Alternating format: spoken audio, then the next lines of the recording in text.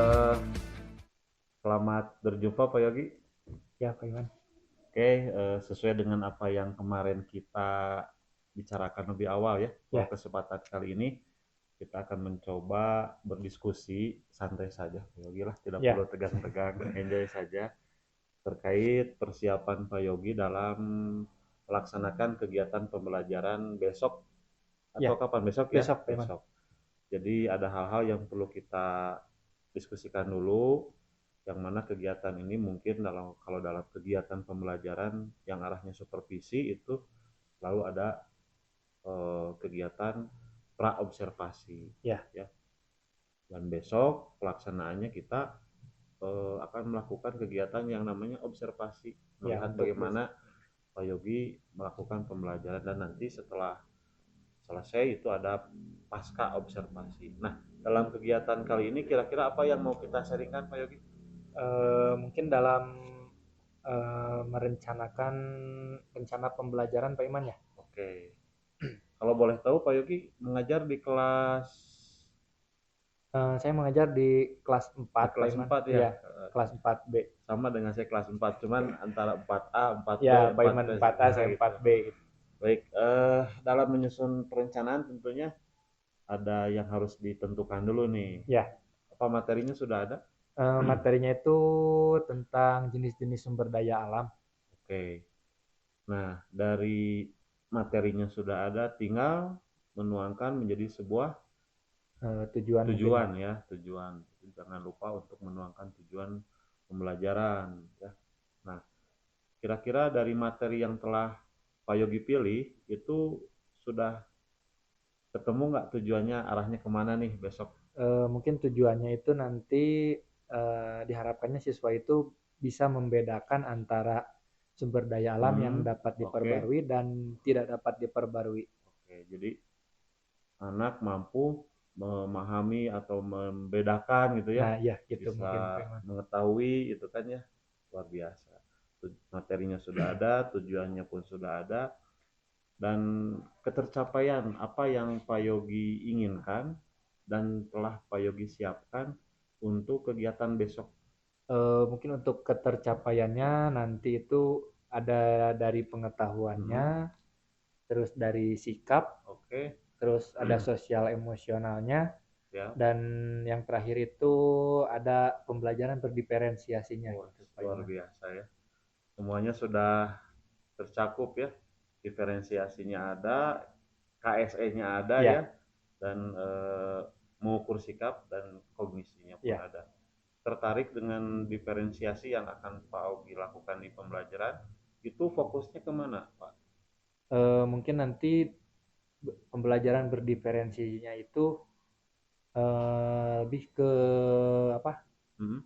di kelompok mungkin Pak Iman ya. Oke, di kelompok. Kelompoknya nanti dibedakan berdasarkan kemampuan siswanya, Oke, terus mungkin nanti dari medianya. medianya Medianya pun nanti rencananya saya akan menggunakan video, video, jadi biar bisa mencakup semua kemampuan anak gitu, ya kesiapan belajarnya dari ya. kesiapan belajarnya. Kayak ada yang audio kan, anak Ya, itu nanti ada kan yang ada yang audio, ada yang visual. visualnya. Oke. Jadi dari video itu kan udah tercakup semuanya gitu. Nah, tadi juga Pak Yogi sudah menyebutkan pembelajaran yang memperhatikan kondisi emosi Ya, murid ya. kondisi siswa. Itu apa yang Pak Yogi lakukan nanti rencananya? Yang sudah saya rencanakan itu nanti sebelum kegiatan pembelajaran dimulai itu saya akan bertanya kepada anak Hmm? bagaimana perasaannya mungkin di Oke. hari itu. Apakah ada yang lagi sedih, Mm-mm. yang senang, atau ada juga yang bingung mungkin. Udah bingung ya? Ya, mungkin nanti untuk pertanyaannya nanti saya coba gambarkan di Hmm? papan tulis mungkin ya, Ya. bentuk emojinya yang Hmm? yang melambangkan senang, sedih itu. Oke. Jadi nanti siswa itu tinggal menggambar di bukunya. Oke, bagus, bagus, bagus. Terus ketika saya bertanya nanti Hmm? mereka tinggal mengangkatkan Oh, bagaimana ya. perasaannya saat itu Mantap, gitu. mantap. Dengan sederhana, cara seperti Ya, itu ya, kita sederhana aja sudah Pak Iman. mengetahui Ya. kondisi emosi. Nah, keterukuran dengan kognisinya apa yang telah Pak Yogi persiapkan? Nah, untuk mengukur kognisi mungkin Hmm? pengetahuan itu Pak Iman ya. Ya, eh saya sudah menyiapkan lembar soal mungkin ya, oke, lembar kerja siswa. ya, Jadi nanti mengukur kognisinya itu dengan memberikan mm, soal mungkin Pak Iman. oke. Lembar evaluasi Ya, mungkin ya lembar seperti itu. evaluasi lah. Luar biasa sekali. Materinya sudah ada, tujuannya sudah ada juga ya, sudah. Kemudian ketercapaiannya sudah ditentukan. Nah, ini sebagai tambahan dan menguatkan apa yang besok Pak Yogi akan laksanakan. Tentunya setiap pembelajaran itu ada strategi ya, Ya, agar tujuan itu tercapai tentunya menggunakan strategi.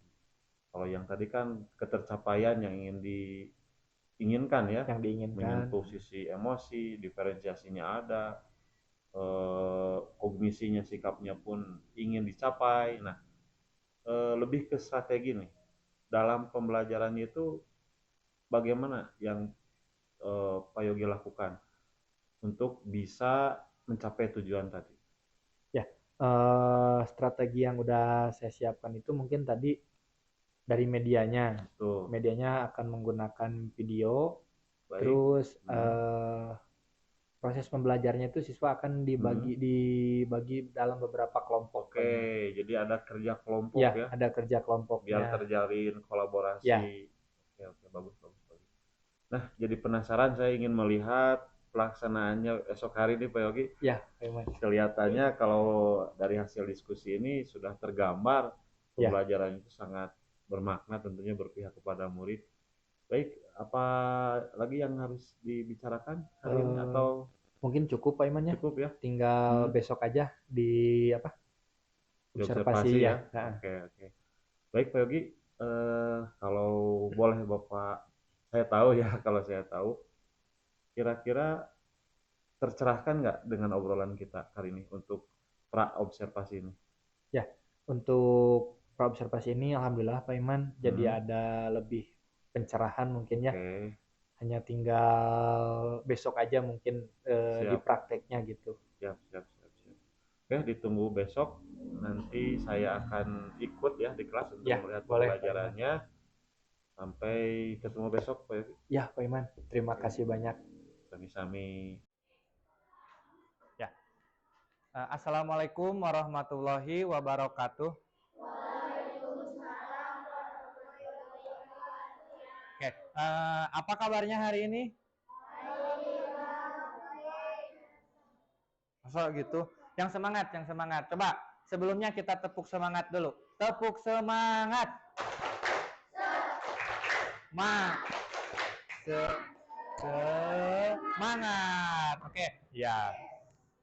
Alhamdulillah ya, masih pada sehat. Nah, coba sekarang Bapak mau bertanya.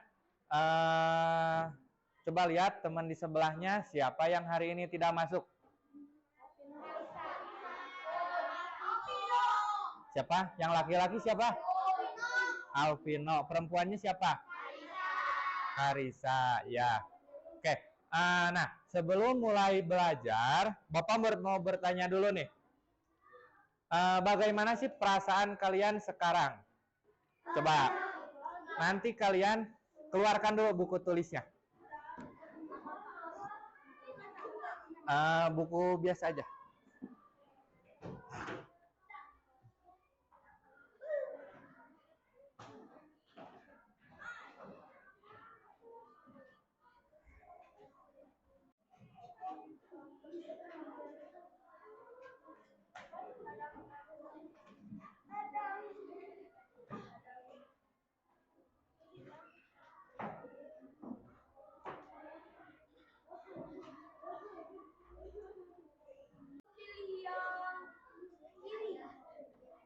Oke.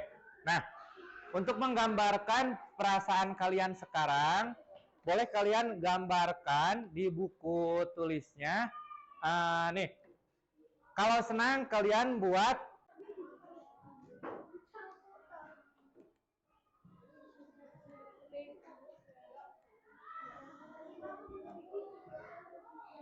nggak apa-apa itu juga. Nah,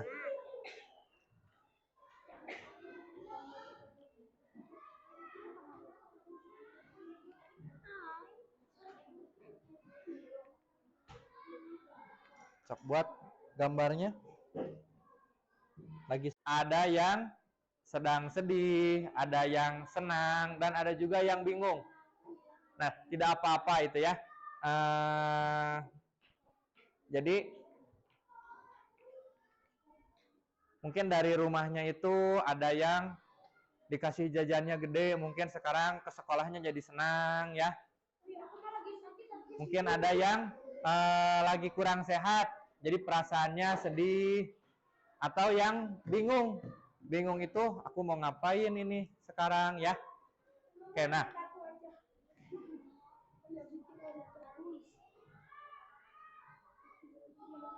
Oke, kita sekarang menyanyikan lagu Garuda Pancasila dulu ya. Sebentar, Bapak inikan dulu.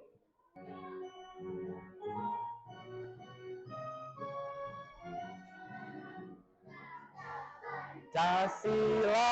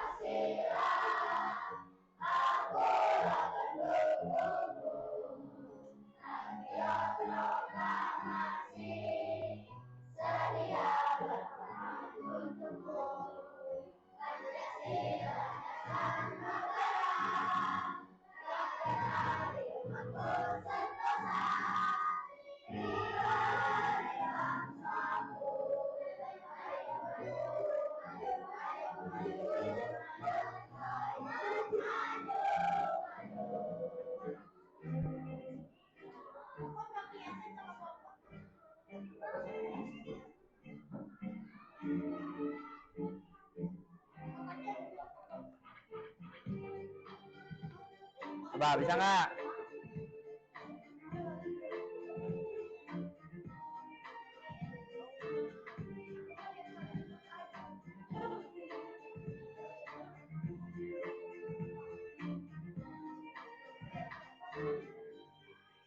Nah, jempol sama kelingking.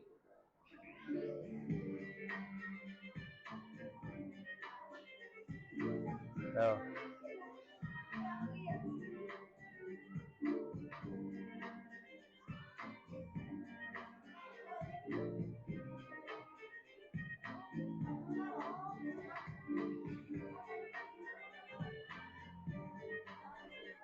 Susah? Ya, jadi senam otak itu untuk menyeimbangkan antara otak kiri dan otak kanan ya. Sehingga nanti saat belajarnya itu lebih fokus lagi. Nah, tadi materinya itu sekarang tentang apa? Sumber daya alam. Baik. Nah, nanti kalian simak video tentang sumber daya alam ya.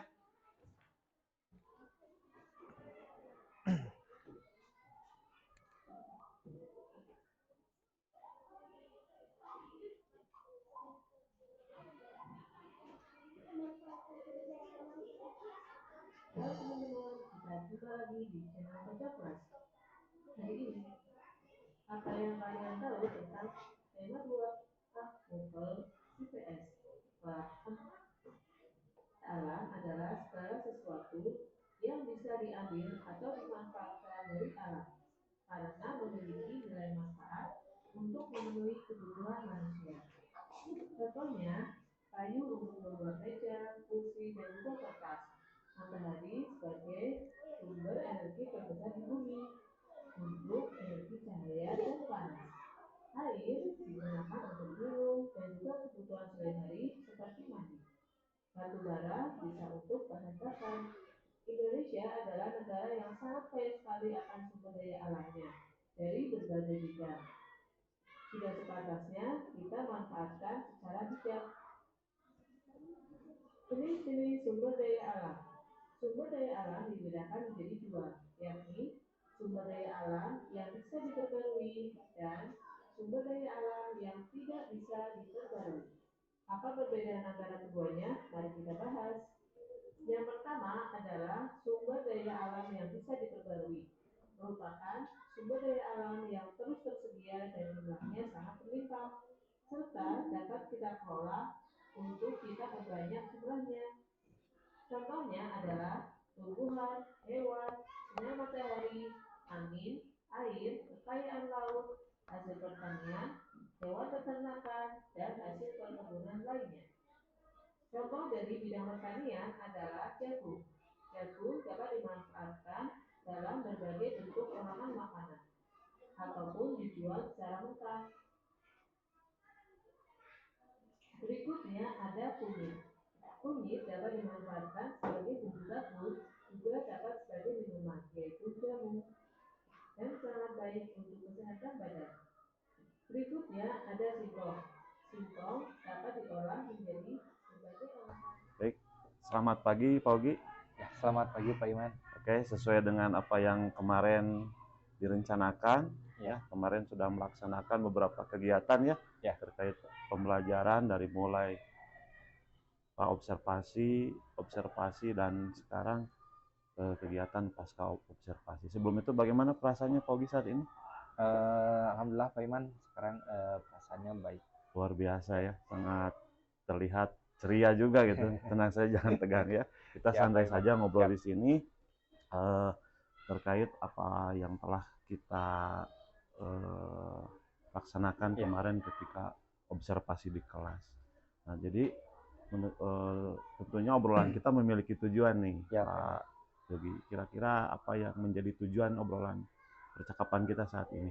Mungkin untuk mengevaluasi dari kegiatan pembelajaran yang udah dilaksanakan kemarin Pak Iman. Oke, jadi jelas ya tujuannya kita melakukan refleksi terkait kegiatan pembelajaran yang sudah dilaksanakan oleh Pak Yogi di kelas tentunya, seperti itu.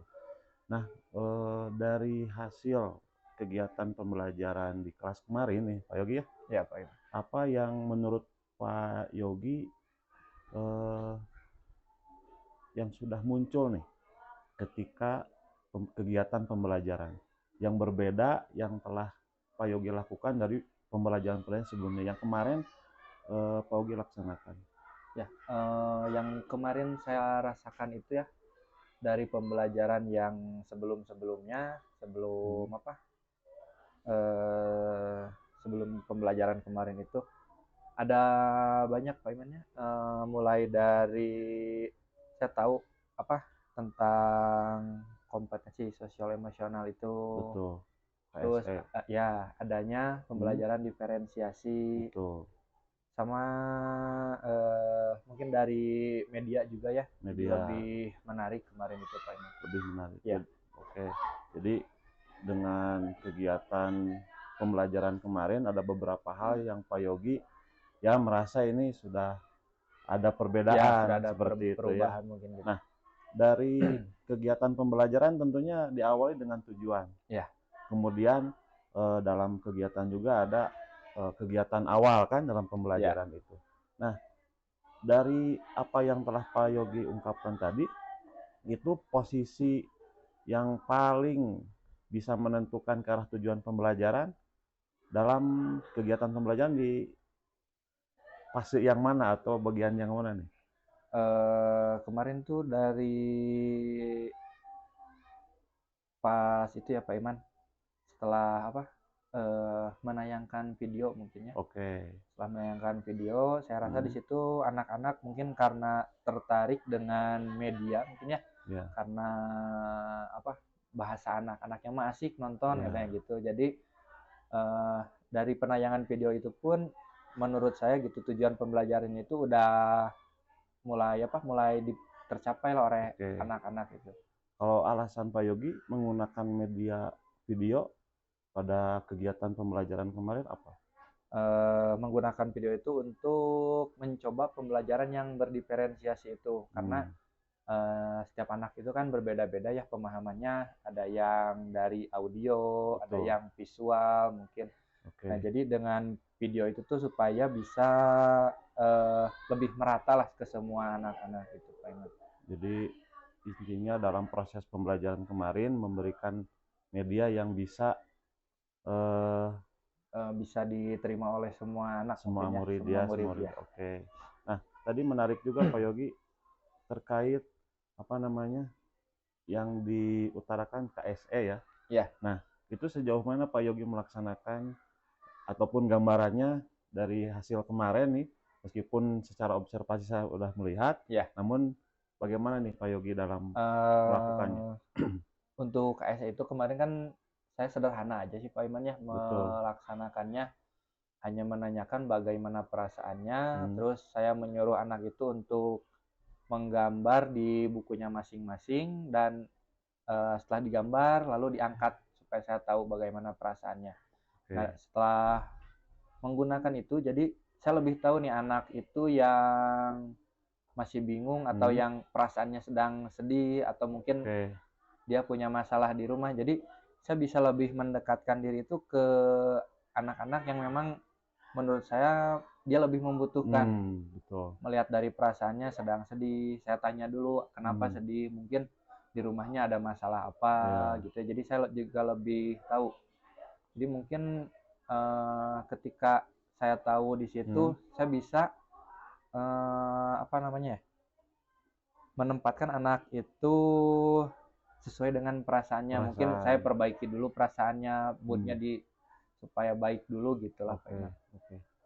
Jadi untuk memberikan sebuah keterampilan sosial menanya perasaan itu dengan cara yang sederhana pun bisa ya Pak Ya, ya? kemarin saya coba dengan sederhana. Jadi menggambar di papan tulis beberapa emoticon dan anak menggambarnya ulang di buku sesuai dengan perasaannya. Lalu pas saya tanya, sok angkatkan bukunya yang sudah digambar. Mereka pada mengangkat. Nah, dengan menggambar sendiri itu kelihatan juga anak yang kreatif. Betul. Dari emoji kan saya hanya mencontohkan itu bulat saja. Bulat, ada lambang senyum atau sedih. Nah, ketika anak-anak menggambar itu ada yang jadi ada pitanya, ada rambutnya gitu. Mungkin menurut saya ini kreativitas anak juga jadi terlihat gitu. Betul. Baik, lalu rencana Pak Yogi untuk pengembangan pembelajaran sosio emosional ya berbasis KSE tersebut apa nih? Mungkin nanti itu lebih di ini lagi ya Pak Iman. Mungkin nanti kedepannya kalau misalkan melihat anak yang lagi kurang baik mungkin emosionalnya, saya harus bisa lebih menanganinya seperti apa gitu. Oke. Kalau dari segi media yang diberikan ke anak dari tadi makan mulai sederhana gitu kan ya. Nah, kira-kira ada inovasi nggak terkait untuk itu tersebut? Mungkin nanti karena kemarin baru mencoba ya, ternyata bagus, mungkin nanti saya akan coba buat medianya, entah itu pakai apa ya, pakai yang stick ditempel itu ada namanya, atau bisa saya tempelkan saja 3 emoji, terus ketika anak dipanggil satu-satu silahkan pilih yang mana gitu. Luar biasa. Sip. Jadi kesiapan anak, emosinya pun diperhatikan ya kalau seperti itu sama gurunya. Nah, dari KSE tadi muncul, diferensiasi muncul. Nah, menurut Pak Yogi agar kondisi lebih ketika pembelajaran lebih nyaman, lebih terbuka, kemudian lebih memunculkan minat murid kan, biasanya selalu ada hal-hal yang disepakati nih bagaimana sejauh ini dalam pelaksanaannya di sana. Untuk itu pas awal juga saya udah coba membuat kesepakatan kelas itu karena kalau guru yang buat mungkin itu lebih ke tata tertib ya. Kalau guru yang buat itu kadang anak itu tidak merasa bertanggung jawab atas aturan itu. Betul. Dari awal saya pernah coba ke anak itu untuk membuat apa saja sih yang dilarang, apa yang boleh gitu ya di kelas. Kebetulan kemarin udah dibuat, hanya saja belum seperti di kelas Pak Iman udah Ya, dicetak gitu udah ya. dicetak ya. Saya masih di saya pribadi gitu, nggak dipajang. Ya. Eh, lebih bagus sih Pak Iman, jadi anak-anak itu merasa oh kan kita yang buat kesepakatan ini Betul. itu kayak di kelas itu nggak boleh sambil makan, nggak boleh bawa handphone gitu ya. Jadi mereka merasa ya ini kita yang menyepakati Baik, gitu, baik, bukan baik. dari saya. Nah, dari semua yang tadi sudah Pak Yogi ungkapkan ya, Ya. ada hal yang harus diperbaiki lagi nggak ke depannya? Mungkin kemarin yang saya rasa kurang itu dalam pengelolaan kelasnya Pak Iman ya. Karena dalam satu RPP itu ada beberapa yang terlewat, terus ada juga yang sampai akhir itu belum tersampaikan semua karena waktunya yang agak kurang mungkin Pak Iman. Oke. Waktunya agak kurang atau ketika proses pembelajarannya melebihi ini? Nah, kayaknya pas pembelajarannya Pak Iman. Oke. Agak apa? Agak terlalu lambat mungkin ya. Berarti manajemen waktu ya, Ya, manajemen manajemen waktu. waktunya. Terus apa namanya? Mengelola kelas dalam hal ini waktu, alokasi waktu pembelajaran ya, seperti itu. Nah, tentunya Pak Yogi menginginkan sebuah gambaran ketercapaian dari apa yang telah direncanakan dari pembelajaran. Bentuk asesmen ataupun ingin mengetahui ya ketercapaian murid itu bagaimana nih? Kalau kemarin saya menggunakan apa? Pakai soal gitu Pak Imannya di akhir. Jadi setelah pembelajaran selesai itu anak dikasih lembar evaluasi. Lembar evaluasi. Iya. Jadi secara akademik saja atau ada hal yang lain? Secara pengetahuan murid yang diukur atau ada capaian yang lain seperti itu? Kalau yang lain mah itu dari sikap sih Pak Iman. Dari sikap pada saat belajar ya? Iya, saat belajar. Oke. Nah, terkait apa KSE ya, tadi menarik di awal, mungkin apakah di tengah pembelajaran itu diberikan seperti itu? KSE itu kemarin saya di akhir mungkinnya sebelum pembelajaran diakhiri, saya coba tanya lagi. Jadi menggambar ulang sih kemarin Pak Iman. Jadi dalam satu buku itu ada 2 gambar emoji. Jadi saya bisa membedakan antara yang sebelum dan sesudah. After before gitu ya. Baik. Bagaimana hasilnya? Ada Hasilnya perbedaan? ada perbedaan. Ada yang tadinya bingung jadi senang. Terus ada juga yang tadinya senang malah jadi sedih. Oh gitu. Jadi bingung. Jadi bingung. Oke. Nah, tentunya Pak Yogi selaku guru, sama-sama saya juga guru ya Pak Yogi, selalu ingin meningkatkan kompetensi kita dengan hasil refleksi dengan apa yang telah kita bicarakan tadi, dan Pak Yogi pun berupaya untuk memperbaiki. Kira-kira kapan nih untuk mulai untuk memperbaiki pembelajaran, memperbaiki meningkatkan kompetensi yang tadi telah Pak Yogi utarakan? Ya, sepertinya mulai setelah kemarin belajar dengan Pak Iman mungkin ya, dari situ saya ngerasa oh iya ini bisa diterapkan gitu. Cuman untuk kedepannya mungkin saya juga harus ikutan guru penggerak nih Pak Iman ya. Luar biasa sekali. Biar keren. Biar ilmunya itu semua saya bisa dapat gitu ya. Kalau sekarang mah kan kita mungkin sharingnya itu hanya di komunitas praktisi gitu ya. Mungkin kalau ikut guru penggerak mah ya insya Allah gitu ya. Insya Allah ya.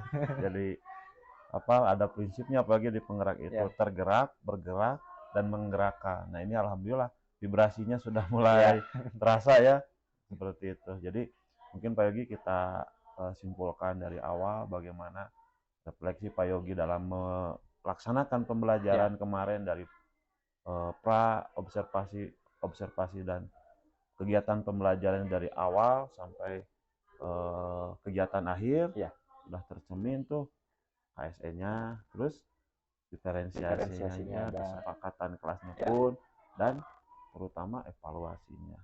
Dan apa yang telah Pak Yogi rasakan kurang, tentunya akan segera diperbaiki Ya. dengan nanti ikut program guru penggerak. seperti itu. Luar biasa. Baik, dari obrolan kita tadi, tujuan percakapan kita sepertinya sudah tercapai atau belum nih? Udah puas atau belum gitu Pak Sudah Yogi? Pak Iman. Sudah puas ya?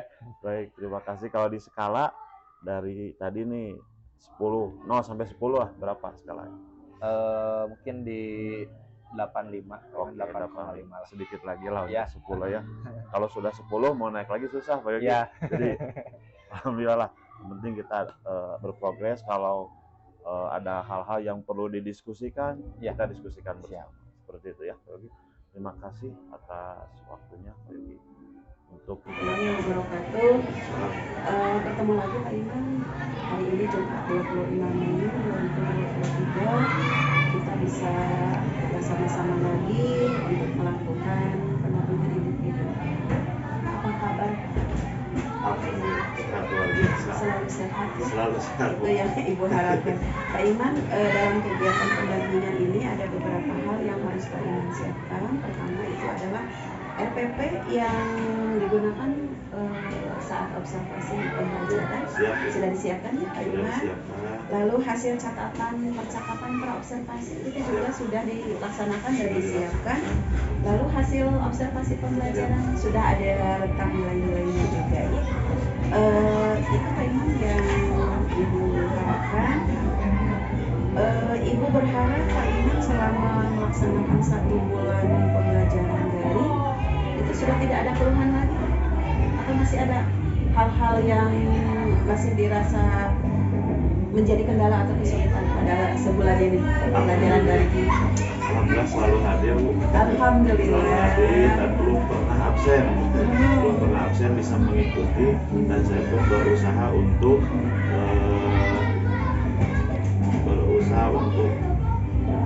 bisa berkomunikasi fasilitatornya juga luar biasa ya, selalu. Hanya kemarin sayang ya, kita sempat lolos, ternyata Pak fasilitator sakit dan kita juga kurang respon ya. Tapi mau bertanya Bapak kena kemana, kita juga nggak berani ya, kita menunggu aja gitu kan. Iya. Ibu sangat mengapresiasi dan mengucapkan terima kasih berbagai hal praktik baik yang Pak Iman sharekan pada saat Ibu mendampingi di sesi ruang kolaborasi, betul, baik di sesi diskusi maupun di sesi presentasi, ataupun pada saat kita bertemu di elaborasi pembuatan. Pak Iman juga dapat itu sangat, kalau misalnya orang Sunda bagus gitu. Baik Pak Iman, pada pendampingan kali ini banyak sekali hal yang ingin Ibu konfirmasi kepada Pak Iman. Pertama itu tentang penerapan aksi nyata modul 3.1 ya. Lalu berikutnya adalah rancangan program yang berdampak pada murid. Pak Iman sudah mendesain rancangan program tentunya karena itu merupakan salah satu tagihan. Lalu kemudian perkembangan komunitas praktisi di sekolah ini seperti apa, begitu ya. Lalu nanti kita akan dialog pasca presentasi, dan nanti terakhir kita siapkan hal apa yang harus Pak Iman siapkan untuk mendampingi. Baik, sekarang Pak Iman, Ibu ingin tahu tentang penerapan aksi nyata modul 3.1. Ini ada 2 hal. Pertama adalah proses refleksi proses pembuatan peta sumber daya yang ada di sekitar sekolah, betul. Dan yang kedua adalah refleksi proses pengambilan keputusan. Nah, sekarang untuk refleksi proses pembuatan peta sumber daya, bagaimana Pak Iman menemukan atau bisa mengidentifikasi sumber daya yang ada di sekolah? Proses identifikasinya ya. Baik, jadi ini ada kaitannya Bu dengan komunitas praktisi juga Bu. Jadi kami di komunitas praktisi itu mungkin selalu ada program yang akan kita laksanakan di sekolah, termasuk dalam hal penggalian aset yang ada di sekolah. Jadi kemasan kegiatan itu dalam kegiatan praktisi, namun di dalamnya pun saya selalu dengan tim. Itu kebetulan ada kepengurusannya komunitas saya itu. Ini sekalian saja nanti karena ada hubungannya dengan penggalian aset. Jadi di komunitas itu kita berbicara, kita berdiskusi terkait program yang berpihak kepada murid, dan tentunya penggalian aset yang ada di sekolah pun saya prosesnya itu di komunitas tersebut saya berupaya untuk berdiskusi dengan teman, rekan sejawat, dengan kepala sekolah, bahkan dengan komite, terus juga dengan paguyuban. Itu salah satu sumber aset yang ada di sekolah kita. Jadi untuk menggali aset sekolah itu saya gunakan dalam diskusi komunitas praktisi gitu. Jadi kebermanfaatan komunitas praktisi itu keterikatannya lebih berbeda Bu ketika ngobrol tanpa terikat dengan label sebuah komunitas, meskipun isinya guru ini juga Bu gitu, tapi dengan komunitas tersebut saya gunakan dalam hal tadi proses penggalian aset, sharing dengan guru-guru ada di sana. Ya, dari mulai kita tahu bahwa potensi di sekolah kita dengan daftar guru SDM-nya sudah terlihat Bu, itu kita memiliki guru yang sumber daya manusia yang luar biasa, itu alhamdulillah support luar biasa, solimah gitu Bu ya, solid istiqomah. Kemudian dari segi orang tua memang paguyuban ini sudah terbentuk sebelum saya tugas itu sudah terbentuk, cuman belum terkoordinasi gitu, belum terorganisir bagaimana nanti hubungannya dengan sekolah. Jadi baru kemandirian paguyuban tiap kelas, tapi itu menjadi aset sekolah itu untuk pemanfaatan sumber daya yang ada di sekolah. Dengan paguyuban tersebut kita berkolaborasi untuk pelaburan. Sekolah itu melabur luarnya, dalamnya itu semua orang tua. Kita kemas tahun kemarin sebelum COVID itu ada perlombaan berhias kelas. Itu yang terlibat orang tua Bu. Bapak Ibu kita jelaskan sekolah itu memiliki dana BOS untuk perbaikan, suasananya pelaburan tetapi terbatas, tidak bisa semuanya gitu kan. Nah kita jelaskan, nah kebetulan anak-anak itu pengen suasana yang nyaman, kira-kira bagaimana, itu usulan dari orang tua. Udah kita hias. Nah, di setiap kelas itu hampir ada kipas angin 3 ruangan, itu dari orang tua gitu. Jadi dicat, digambar itu orang tua. Jadi kita aset sudah memberdayakan aset ya. Dan kebetulan sekolah kita itu ada di sana ada sistem Polri, ada Mustik aja sama Sesko AU. Itu misalnya di Kurili sebenarnya kalau magang asetnya selain input ya, itu berarti dukungan luar biasa. Karate dari Kayu Amon itu ke dojo Mustik aja. Dulu itu pelatih drumnya dari Mustik aja. Terus dari Sespim itu tiap tahun itu selalu ada yang pendidikan ke Sespim, anak-anaknya untuk sementara di sini. Nah itu secara memang kalau secara jumlah siswa itu lomba-lomba dan bulan Oktober sudah pindah lagi. Tapi di sini jadi aset. Itu bukan apa ya Bu, bukan memanfaatkan, tapi mungkin bentuk terima kasih dari praksis gitu, seperti ya kursi ini, ada laptop, ada ya perbaikan apapun itu dari praksis tanpa kita minta. Karena mengucapkan terima kasih sudah diberikan waktu singgah untuk belajar anaknya, karena lulus dari Sespim kan harus tugas lagi, nah kita bantu sampai mutasi lagi. Itu pun jadi aset juga. Ada yang alumni sini sudah jadi kapol. Anak-anak yang rapi setidaknya ya, mereka dari kota, lalu asupan gizinya bagus, begitu pasti akan jadi berbeda ya, mewarnai siswa di kelas. Itu juga aset juga ya. Dan salah satu lagi yang rasa itu yang kita lupakan itu, mungkin kalau SMP, SMA itu terbentuk ikatan alumni, tapi SD belum ada. Nah, kemarin itu kita kedatangan alumni yang tingkatan dengan saya kebetulan alumni di sini dalam tingkatan itu 5 tahun kalau tidak salah pernah menjadi Kapolres Cuci Pak Ade Ari yang sekarang kerja di Alumni di sini. alumni di sini Pak Ade Ari. Sekolah ini sudah lama banget. Lama banget. Sudah ada Nah, Pak Kapolres. ya itu misalnya ketika diangkat ke Cimahi, beliau ingat SD dan ingat guru prasaja sama guru olahraga. Searching di Google, pengen lihat mungkin foto gimana, langsung menemukan kontak. Kami ada itu pun salah satu aset juga untuk alumni ya yang sudah jadi pejabat. Alhamdulillah perbaikan WC dari beliau. Silakan.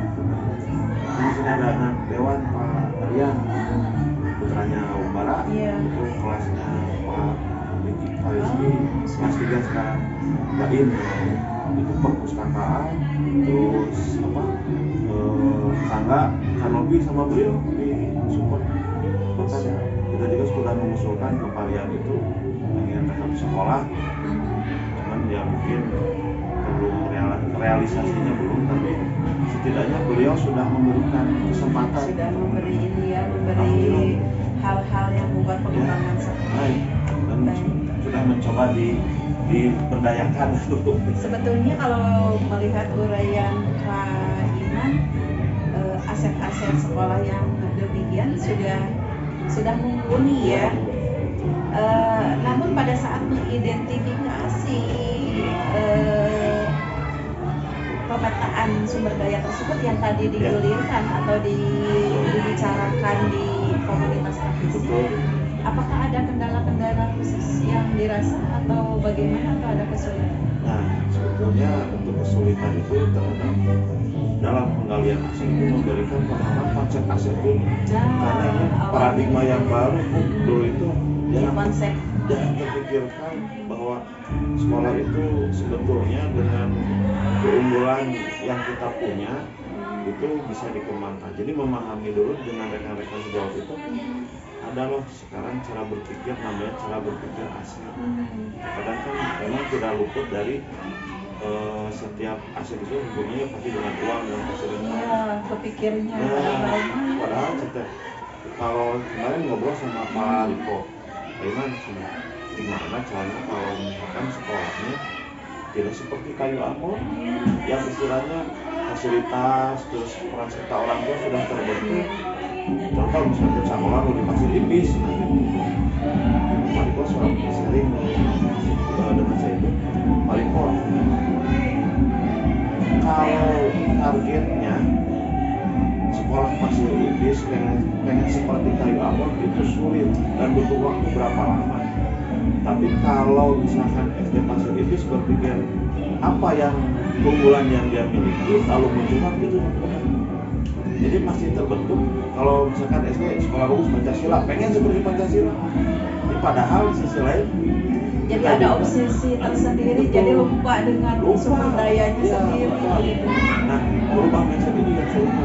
Tapi setelah mencoba digali diskusi, Tapi kan bukan biasanya membangkitkan motivasi itu karena melihat yang lebih kan. Iya betul. Tapi kalau terus ingin seperti itu malah capek. Istilahnya potensi kita yang ada pun jadi patokannya ya sekolah yang itu gitu istilahnya. Ya ada progres dan juga semua guru itu baru menyadari bahwa hasil penggalian aset itu kita rasakan ya sebatas ayo bantuan dipakai sudah iya mah di aja, tetapi lebih dipahamkan lagi pola berpikir aset. Oh iya bisa digunakan untuk selanjutnya. Iya, terima kasih Pak Iman. Nah, dari berbagai pemetaan sumber daya atau penggalian aset meliputi 7 hal ya yang Pak Iman pahami di modul itu, masih ada sumber daya yang belum tergali untuk di sekolah ini. Itu yang sampai belum sekarang tergali itu sumber daya yang sifatnya memang di luar daripada lingkungan sekolah. sekolah. Memang peran serta yang tadi seperti Sespin itu sudah terbentuk dengan sekolah yang lain. Nah ini dengan pembentukan di Desa Koyamon yang sifatnya belum terasa supportnya. Seperti apa yang diharapkan? Nah, contoh gini, gorong-gorong yang depan itu kan dulunya itu tidak seperti itu. Tempat parkir yang kan gerbang SD 1 Koyamon itu langsung ke Selokan. Nah itu ditutup sama pihak desa dan sudah rusak. Kita mengharapkan istilahnya berupaya untuk ada perhatian dari pihak desa bagaimana memberikan kolaborasinya dengan sekolah ada terbatas sekolah mas kayak gitu. Karena kasihan kan kalau ada anak-anak dari terperosok gitu kan. Itu sampai mungkin pendekatannya juga yang kurang ya, ataupun bagaimanapun merasalah mungkin belum maksimal. Tapi sampai saat ini yang terjadi sekarang ini pada saat itu dari partisipasi orang tua juga yang memang itu sudah jadi kewenangan pihak desa. Inginnya pada saat itu jadi terbalik Bu, sekolah yang berkolaborasi dengan desa karena itulah lahan desa diperbaiki oleh sekolah. Tapi di sisi lain yang belum kebermanfaatan. Kalau di Entaran itu alhamdulillah sudah bisa dari itu cuma dari pihak keluarga. Baik Pak Iman, itu untuk refleksi pemetaan sumber daya. Nampaknya setelah Pak Iman barusan sampaikan itu sudah bisa Ibu menemukan insight-nya begitu ya, bahwa ini adalah sekolah yang luar biasa, sekolah yang tentunya menjadi rujukan para orang tua ya, jangankan di lingkungan sekitar, daerah yang di luar Kayu Ambon saja sekolah ini menjadi sekolah rujukan begitu ya. Jadi selamat tentunya, berbahagia, sumber-sumber daya yang bisa dikembangkan itu memang berpotensi untuk mengembangkan sekolah. Selanjutnya Pak Iman, ini refleksi proses pengambilan keputusan. Nah, dari hasil pemetaan yang dilakukan yaitu penggalian aset, apakah mempengaruhi dalam proses pengambilan keputusan yang Pak Iman lakukan? Ya, memang pengambilan keputusan itu sesuatu yang perlu dilakukan dengan tanggung jawab kan Ibu ya, sebuah keputusan. Setiap keputusan harus berpihak kepada murid gitu kan. Jadi artinya di sini kepemimpinan pembelajar dalam hal pengambilan keputusan selalu patokannya murid. Aset yang ada tetap kita fokuskan pemanfaatannya ke murid gitu. Jadi keputusan dimaknai dalam hal kepemimpinan pembelajar, keputusan yang diambil kalau sudah ke murid, guru itu pasti setuju. Tapi lama iya mah yang gurunya nih bah jadi kadang sekolah iya kelas yang ayat di pasar nah orang muridnya misalnya di kelas itu guru nata. Tapi kalau keputusannya murid itu sudah berbeda lagi dengan tujuannya jelas ya. Jadi keputusan yang diambil itu selalu diarahkan kepada keberpihakan kepada apapun itu. Kalau sudah murid, orang tua pun kadang ya gitu. Ada yang masih perlu dievaluasi saat pengambilan keputusan ini? Ada terutama keputusan yang menyangkut dilema dilema etika Bu. Apa itu? Ya dilema etika. Contoh kalau saya pribadi, apakah itu dilema etika atau dilema apa namanya tujuan moral gitu kan? Saya secara pribadi itu selaku bendahara bos ya ada hal-hal yang kogaliut itu kan menjadi keputusannya bingung Bu ya gitu. Tetapi ya berbenturan dengan idealisme dan nilai-nilai yang ya tidak tercantum tapi harus dikeluarkan bagaimana? Kalau proses pembelajaran keputusannya berpihak kepada murid terkait tugas tambahan itu yang sulit Bu menentukan keputusannya itu sulit. Untuk mendukung pengambilan keputusan itu peran atau aktor siapa saja yang bisa mendukung? Terutama pimpinan terus juga rekan sejawat itu yang menjadi faktor juga, karena ketika kita istilahnya bagaimanapun dalam garis koordinasi dengan pimpinan itu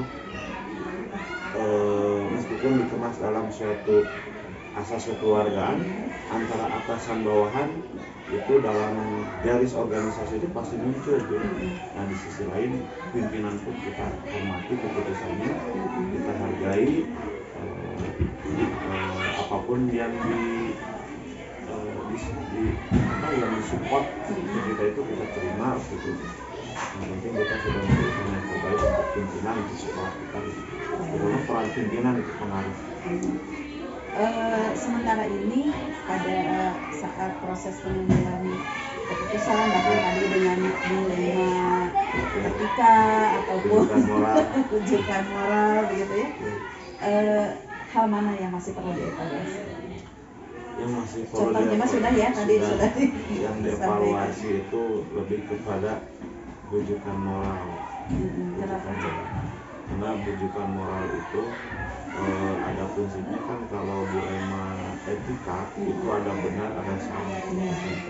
Nah kalau rujukan moral itu benar-benar itu yang pilihannya sulit untuk dipilih menurut saya itu, meskipun di sisi lain ada yang menjawab yang paling sulit itu yang dilema etika, tapi kalau bagi saya itu yang sulit itu rujukan moral, karena ada semacam pertimbangan lain yang memang bisa diputuskan, tidak sesuai ya sudah jangan gitu.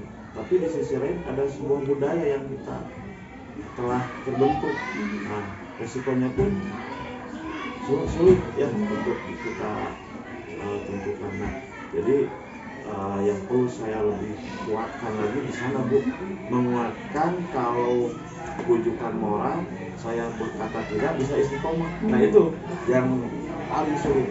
Ya kalau yang kalaupun dicibir ya iya, kalaupun dicibir. Kalau dari dilema etika ya itu tinggal diobrolkan misalnya.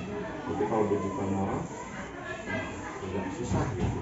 Tapi ujung-ujungnya tentu yang dampak negatifnya paling kecil atau kita meminimalisir dampak negatifnya ya tentu itu barangkali yang tapi ya saya pernah dulu ya waktu saya kuliah di Malang itu ada dosen pembimbing saya yang saya sampai sekarang ingat itu perkataannya, bahwa di Malang itu Aiman harus menggunakan dua pendekatan.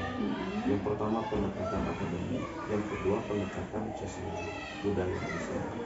Di Malang itu tidak cukup pintar, tapi kalau tidak mau ikut budaya di sini itu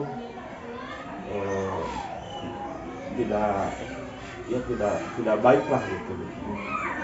Saya berpikir apa maksudnya, ternyata jadi mahasiswa itu ada yang pintar tapi tidak mengikuti budaya di Malang itu ya. Jadi yang bagus itu akademiknya bagus, budayanya bagus. Salah satunya seperti contohnya dengan permasalahan ini kan, kalau dilema rujukan moral itu ada hal yang diberi ataupun apa ya. Bahkan di sana itu hal-hal yang sifatnya budaya tradisi untuk menjalin keterikatan antara sesama itu harus gitu. Jadi diapresiasi. Tapi kalau di sudut pandang lain kan hal-hal yang seperti itu dianggap sesuatu yang jelek gitu kan. Tapi di sana saya gunakan mencoba untuk beradaptasi yang bisa diapresiasi, meskipun budaya kita yang sudah disepakati itu keluar daripada rujukan moral. Terkadang menurut rujukan moral itu tidak tepat, tapi budaya mendukung gitu, mengharuskan, dan juga itu kan salah satu bentuk ciri aslinya tentu. Ya itu paling ya, walaupun peribahasa di mana bumi dipijak ya, di situ langit dijunjung ya gitu.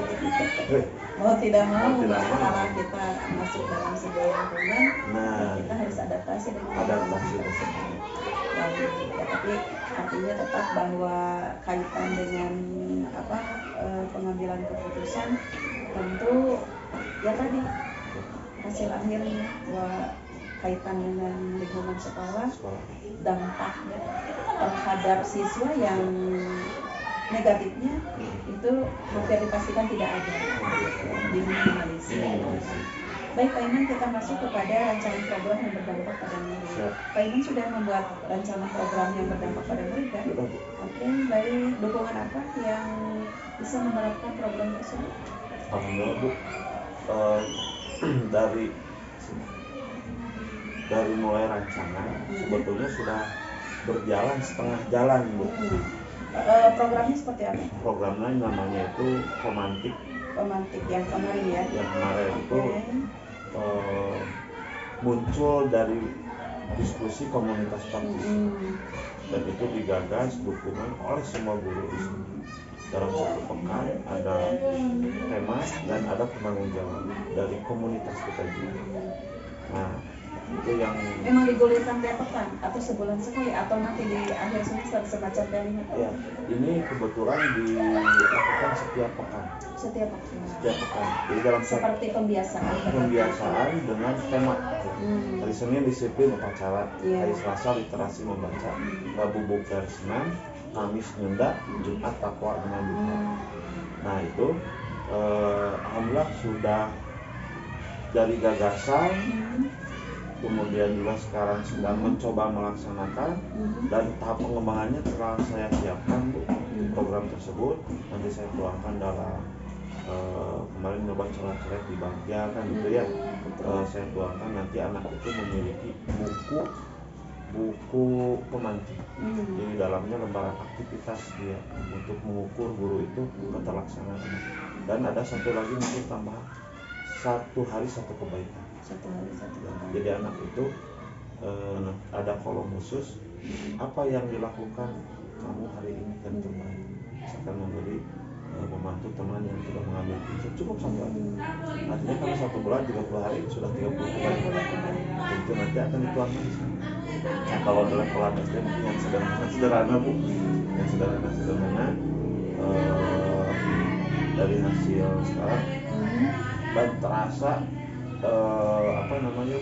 respon orang tua di sisi lain dari ini baru gagasan saja itu sepertinya program Mikayono itu berdampak dari PPDB sekarang.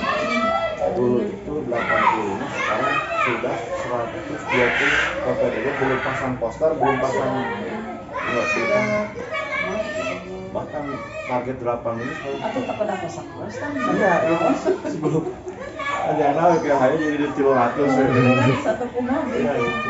Nah itu terasa rata-rata feedbacknya melihat aktivitas program di sekolah yang di luar mungkin akademik mah biasa guru mengajar pelajaran, tapi yang terlihat oleh karena ada testimoni Bu yang sampai ke saya itu bukan guru, bukan apa kan cenah di kayu amon teh ada sekolah hiji jam 2 nah kayu amon 2 mah cenah belah itu teh nu rame baru ke jarajan gitu jam 7 kan di dia mah tos balaris itu juga sudah jadi input berkali-kali. Jadi programnya baru sudah digagas, sudah dilaksanakan, cuma masih proses. Baik, karena itu masih proses, tentu ada kendala-kendala. Ya. Nah, kendala-kendalanya seperti apa saja? Kendala terkadang gini, di antar koordinator, fasilitator, fasilitator tema harian. Kira-kira ya materi non lainnya kurang kali sih ada mun salasa maca tuh kira-kira maca buku wae itu jadi tantangan di kendala juga gitu. Harus dipikirkan silabusnya. Ya, terus aktivitas itu bukan membaca saja, bisa pekan ini membaca koran, pekan depan majalah, jadi gitu. Untuk yang jadi kendala itu dia para koordinator itu dalam programnya stuck dari satu kegiatan itu saja. Tindak lanjutnya bagaimana itu? Ingin variasinya. Untuk mengatasi tantangan itu seperti apa solusinya? Ya solusinya tadi, ya Bu, tidak selalu literasi itu tidak selalu membaca buku, bisa bercerita, gitu kan? Bisa istilahnya kalau bukunya mungkin yang biasa dia baca buku cerita, boleh majalah, boleh apapun gitu, sesuai dengan kesenangannya mereka. Yaitu sehingga ada variasi. Kalau di Kemismina kebetulan saya koordinator fasilitatornya di Kemismina. Sekarang Kaulina tema minggu ke-1 Kaulina Barudak, tema minggu kedua alat musik tradisional Sunda, tema minggu ketiga Pakakas mengenalkan alat-alat Sunda, tema keempat kuliner Sunda dengan lukis gitu, tempat awung. Ibu tuh berarti pemikirannya kena Sunda kayak awung. orang awung. Masya Allah, Pak Iman. Jadi pecah gitu. Baik, Pak Iman, untuk perkembangan komunitas praktisi Ya. ini sudah berjalan sangat luar biasa Sudah. ya di sini. Hal-hal yang menyenangkan dengan adanya komunitas praktis itu. Hal yang menyenangkan itu lebih intens dengan rekan itu ada diskusi terkait pendidikan Bu. Yang dulu itu mungkin hanya Bukan sekedar ngaliwat nih. bukan sedang ngaliwat gitu. Jadi bisa membangun komunikasi yang hubungannya dengan pelayanan kita ke murid. Itu sangat terasa dan merasa bahagia rekan-rekan itu. Jadi di Motekar itu, komunitas kami di Motekar, setiap guru berpeluang untuk menjadi narasumber. Setiap beres workshop, wayahna sok di komunitas presentasi. Itu diseminasi. Ya, kemarin ada ikut yang aksara Sunda, sok presentasi. Ya, bahkan operator, guru-guru akhirnya pada IKM sekolah sudah aktif di PMN. Akhirnya operator bukan pemateri. Kalau tidak nanti PMN-nya juga kan semua Ya. Jadi praktik baik di setiap guru itu berpeluang berbagi. Ya, dan harapannya sedang mencoba sekarang itu karena di SDM Bu sampai sekarang belum ada SK gugus, meskipun sudah baru di Jalan Mangga gugus sekolah itu dipecah menjadi 5 gugus. Ada jadi 3 Panorama, Cibodas, jadi 5 gugus. Itu sampai sekarang belum ada SK gugus dari Dinas Pendidikan Kabupaten Bandung Barat. Per gugus itu juga barangkali pemetaannya dari PGRI, bukan dari distrik. Ya, Betul kan? salah satu dasarnya ada Iya. yang dari PGRI. Nah, jadi 10 ranting, 10 gugus biasa gitu. Nah, kemarin ada perubahan lagi, jadi digabung. Jadi 5. Jadi ya digabung antara Gus Kayoman dengan Gus Levan jadi Panorama. Itu belum terbentuk. Nah, KKG pun belum ada SK-nya.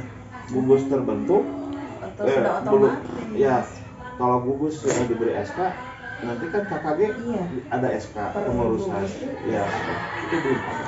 Dan komunitas praktisi ini yang menyelamatkan. Komunitas praktisi itu dirancang di sekolah itu khususnya sebagai KKG sekolah. SK-nya dari kepala sekolah saja. Iya. Dan itu sudah legal anggaran peningkatan kompetensi guru yang diselenggarakan oleh KKG tingkat sekolah, dalam hal ini komunitas praktisi. Jadi ketika ada pemanfaatan anggaran untuk pembiayaan pengembangan guru di komunitas, itu kita sudah punya legal, yaitu komunitas praktisi yang diberikan SK oleh kepala sekolah. Karena di sisi ini di PMM Bu, sekolah itu harus ada rapotnya dalam hal kegiatan KKG. Sedangkan di gugus kita tidak ada SK. Maka kita gunakan praktisi. Dan itu bisa Bu, per bulan itu kita anggarkan untuk kegiatan yang tadi. Ya misalkan dari luar, ada narasumber dari luar, itu kita bisa fasilitasi. Bisa di ini Ya di sananya konsumsi kan Bu. Tapi kita ada, dan ini menyelamatkan komunitas itu.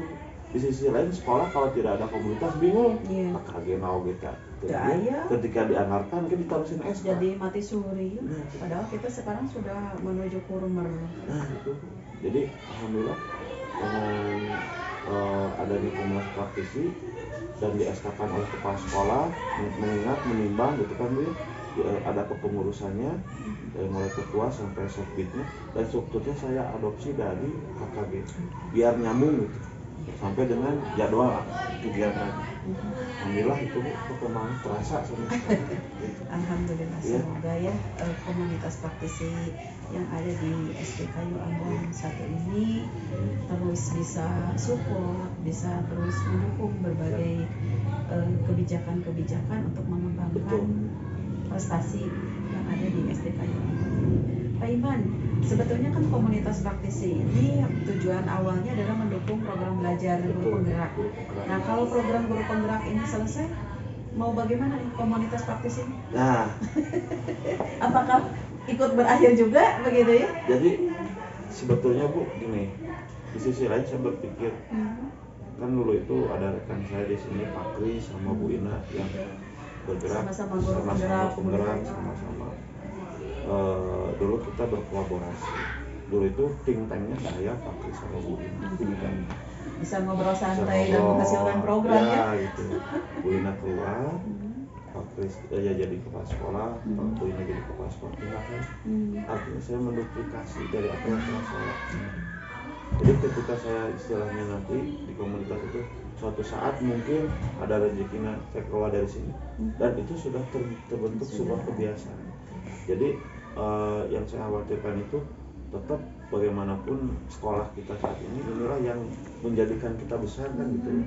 Kalau kita keluar Fondasinya sudah kuat ya. Ada kekhawatiran Bu. Dulu sebelum ikutan CGP ini dan belum mengenal komunitas praktisi itu sempat berpikir ya udah saya paling ngobrol-ngobrol ringan sama Pak Yogi sama Pak Rizky yang memang untuk support. Nah kebetulan ada komunitas praktisi di sana gaskeun itu gaukeun lah gitu langsung terbentuk lah. Ya jadi harapannya dengan komunitas praktisi ini walaupun guru penggeraknya sudah selesai dan itu manfaatnya kan tetap dirasa ya. Jadi sebagai salah satu fondasi itu walaupun saya sudah tidak di sini mungkin dan itu kalau sudah terbiasa nanti ada hal-hal yang sifatnya harus itu ya kurang kan gitu. Jadi ada di situ. Oke, baik.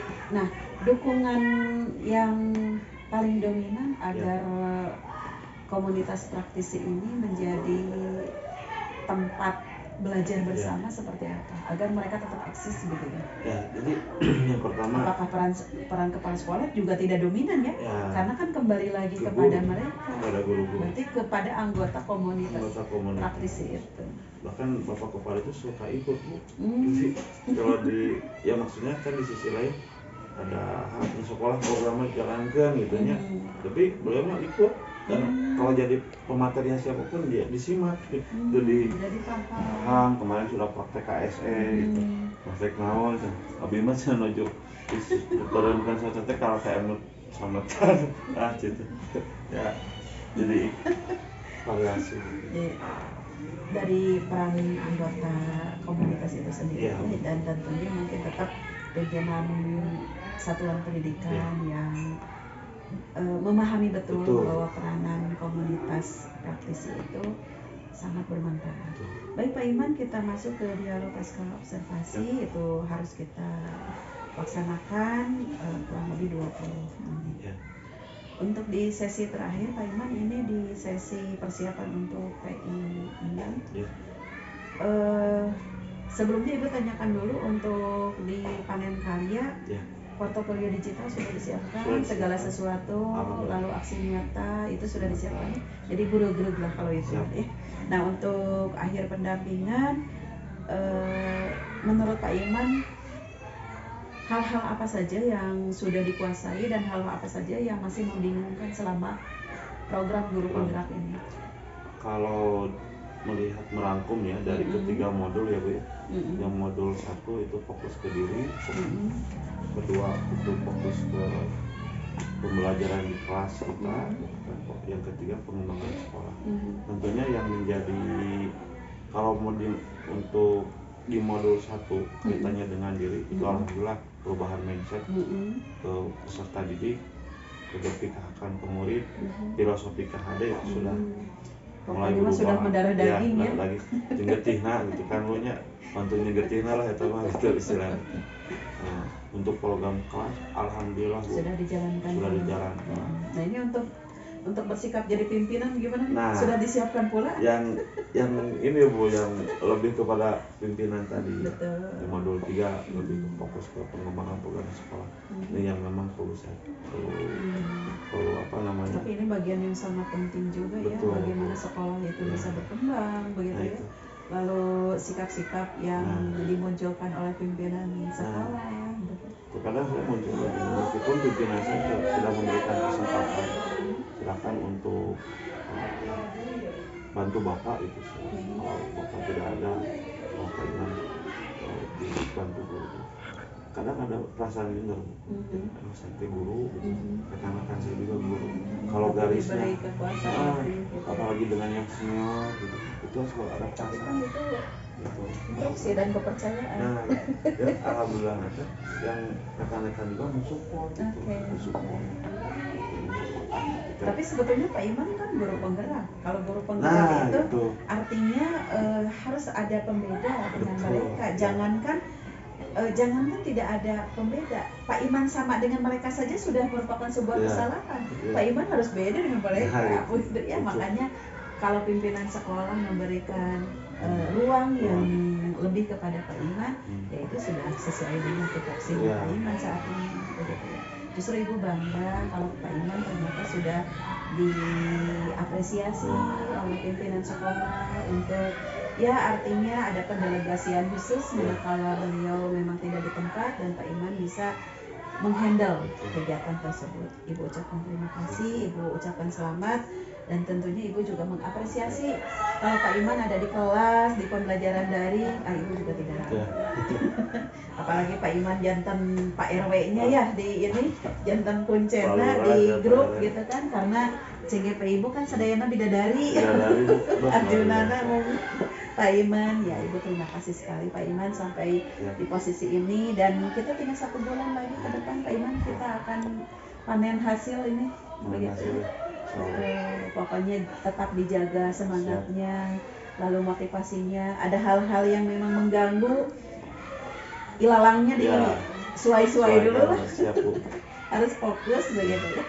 Nah ini Pak Iman, terakhir Pak Iman menyiapkan kuesioner umpan balik 360 derajat. Biasa untuk kepala sekolah, untuk rekan sejawat 5, lalu untuk siswa yang di kelas Pak Iman juga 5, lalu nanti ada menilai diri sendiri. Begitu. Nanti di PI 6 kita khusus mendiskusikan tentang refleksi program guru penggerak itu. Begitu ya. Dan Ibu juga mengingatkan untuk diskusi pemetaan aset program sekolah yang berpihak kepada murid itu harus ada jadwal diskusi Pak Iman.